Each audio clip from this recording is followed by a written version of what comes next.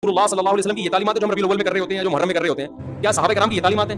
वहाँ तो इसका ख्याल किया जा रहा है कि तहज्जुद के वक्त नबी सल्लल्लाहु अलैहि वसल्लम उठते हैं, इसका ख्याल करते हैं आपकी किसी ज़ौजा की आंख ना खुले। आप जब घर में दाखिल होते रात के वक्त सलाम इतनी आहिस्ता आवाज़ से करते कि कोई जाग रहा है तो जवाब दे दे, सो रहा है तो उसकी आंख ना खुले। और यहाँ आप देखें उधर रोड ब्लॉक, उधर रोड, ये सब चीज़ें मजहब के नाम पे हो रही हैं। चाइना में यही हुआ, चाइना में मजहबी आज़ादी दी गई, मुसलमानों ने नाजायज़ फ़ायदा उठाया, धरने जुलूस, ये चाइना ने पाबंदी लगा दी। क्या कर गई वो पाबंदी?